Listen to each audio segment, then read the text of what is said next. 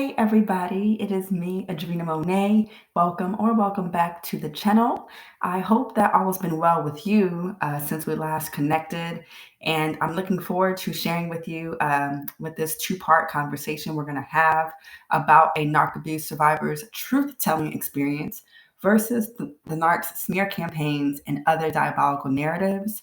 As always, please be sure to like the video, comment down below as well how you can relate and otherwise. Share out the video. Sharing out the video just helps the video to circulate in the Narc Abuse survivor space here on YouTube. And of course, you can share out any of my videos, on Facebook, on Twitter, in private text messages, through email and otherwise. Just sharing out the video through social and through other means just helps to increase sound knowledge and awareness about how narcs operate. And that's the goal, for me.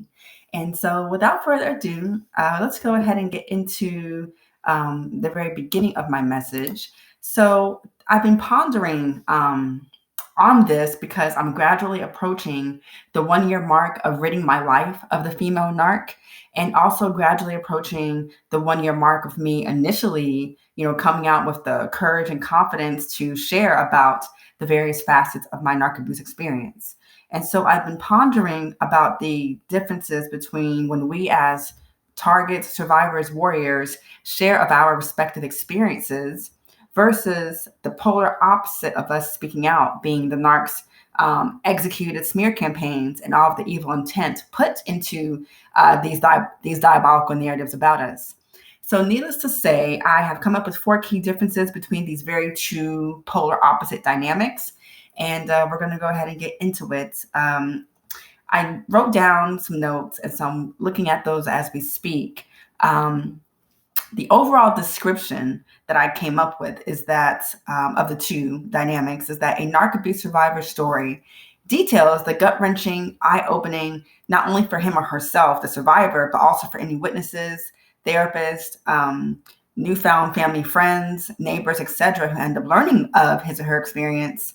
It details the very gut-wrenching account of all that we endured through whatever type of connection we had with the narc, whether through family, or we had a counterfeit friendship with the narc, we dated one, we're married, whatever the case may be.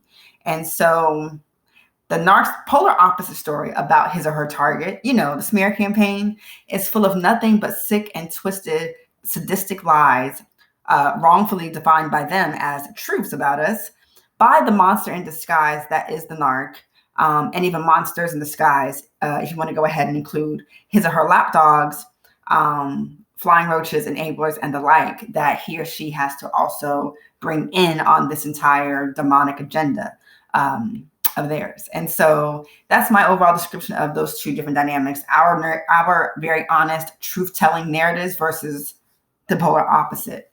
So the key points I want to make, the key dynamics of these very two different experiences and everything else, I wrote down are the intent behind what we do versus what the narc does, the delivery and tone, those impacted and or involved, and then the final outcome. In this part 1 of the video, I'm going to simply be speaking on part 1, which is the intent behind us sharing our personal experiences with a narc or with various narcs, and then their intent with their smear campaigns and other diabolical narratives about us. So the intent portion of things I wrote down is that one mission is about awareness, empowering, and well-equipping others, etc. When a narc abuse survivor shares in confidence with a select few people who are empathic, discerning, kind, etc. enough to believe from day one that a man, woman, or child, with ideally, a child coming forth, will ideally have, the right adult presence and protection present, when coming forward about his or her experience as, as a child. When we come forward and share how we've endured such hell on earth, the only hope is not only that we'll be believed and not further gaslit, etc., but also that such stories of ours will increase awareness and the personal desire for others to find themselves becoming genuinely knowledgeable about the unfortunately real presence and existence of narc abuse in its various relational dynamics. Because again, we all haven't dated one or we're married to one. We've worked with some. We maybe had clients as well that are narcs. Some of us have neighbors that are narcs. So there's just various dynamics. And of course, many of you have relatives or parents that are narcs. And so my heart surely, of course, goes out to you all as well. The opposite mission is created out of demonic delusion, naturally, with the set intent of sabotage, havoc, inflicting unbearable pain internally and otherwise, demonic vengeance, etc. Male and female narcs alike, older and younger as well, all aim and desire to permanently destroy the following: our personal and or professional reputation with others, our self-esteem, worth, and confidence, our sense of purpose this lifetime, and so much more.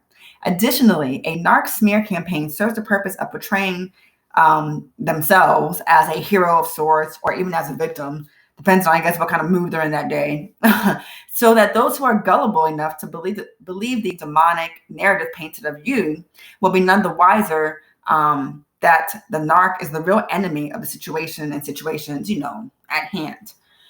So, that as we know, truly, lays out the very different intents between our personal narratives being shared, through a book, through blog posts, through video content, through tweets. Oh my gosh, I know some amazing Narc Abuse survivors that have incredible tweets that are just sobering, eye-opening, and then some. And then, of course, the intent of the narc being to wreak additional hell and havoc in our lives. And so we'll go ahead and get into points 2, 3, and 4 in part 2 of this video. I just want to take a moment again to thank you so much for tuning into this conversation. Let me know in the comments down below your feedback on point number 1, being about the intent of us sharing our stories, your intent in, eventually writing a book, or your desire to also grow in confidence, to share in whatever capacity you are divinely guided to, share about your narc experience and all of that.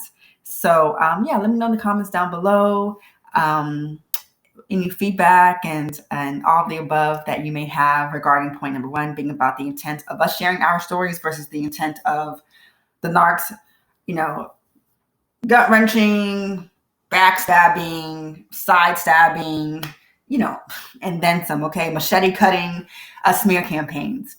And we'll connect again in part 2. I'm looking so forward to it. Again, my name is Adrena Monet.